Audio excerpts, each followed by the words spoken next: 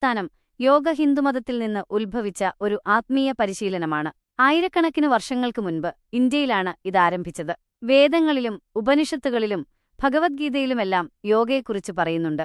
ഹിന്ദുമതത്തിലെ ശിവൻ ആദ്യത്തെ യോഗി, ആദിയോഗിയായി കണക്കാക്കപ്പെടുന്നു.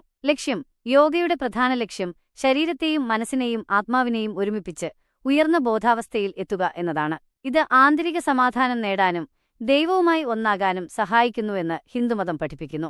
ഘടകങ്ങൾ: യോഗയിൽ ശാരീരിക നിലകൾ, ആസനങ്ങൾ, ശ്വാസമെടുക്കാനുള്ള വ്യായാമങ്ങൾ, പ്രാണായാമം, ധ്യാനം, ധാർമ്മിക നിയമങ്ങൾ, യമ, നിയമ എന്നിവയെല്ലാം ഉൾപ്പെടുന്നു. ഈ ഘടകങ്ങൾ ഒരു വ്യക്തിയുടെ ജീവിതത്തെ സമഗ്രമായി മെച്ചപ്പെടുത്താൻ സഹായിക്കുന്നു. മതപരമായോ അല്ലാതെയോ യോഗ ഹിന്ദുമതത്തിൽ നിന്ന് വന്നതാണെങ്കിലും ഇന്ന് ലോകമെമ്പാടും ധാരാളം ആളുകൾ ഒരു മതപരമായ ബന്ധവുമില്ലാതെ യോഗ ഒരു വ്യായാമമായും മാനസികാരോഗ്യത്തിനുള്ള മാർഗമായും പരിശീലിക്കുന്നുണ്ട്. ജിംനേഷ്യങ്ങളിൽ കാണുന്ന യോഗാ ക്ലാസുകൾ പലപ്പോഴും ആത്മീയ ഘടകങ്ങൾക്ക് പ്രാധാന്യം നൽകാതെ ശാരീരിക വ്യായാമങ്ങൾക്കാണ് ഊന്നൽ നൽകുന്നത്. മതം മാറേണ്ടതുണ്ടോ? യോഗ ചെയ്യുന്നത് ഒരാൾക്ക് ഹിന്ദുമതത്തിലേക്ക് മാറണം എന്നർത്ഥമാക്കുന്നില്ല.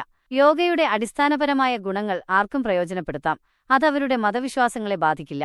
എങ്കിലും യോഗയുടെ ആഴത്തിലുള്ള പഠനം പലപ്പോഴും ഹിന്ദുമത തത്വങ്ങളുമായി ബന്ധപ്പെട്ട് കിടക്കുന്നു. ചുരുക്കത്തിൽ, യോഗ ഹിന്ദുമതത്തിൽ നിന്ന് ഉത്ഭവിച്ച ഒരു ആത്മീയവും ശാരീരികവുമായ പരിശീലനമാണ്. എന്നിരുന്നാലും ഒരു വ്യായാമരീതി എന്ന നിലയിൽ ആർക്കും ഇത് പരിശീലിക്കാവുന്നതാണ്.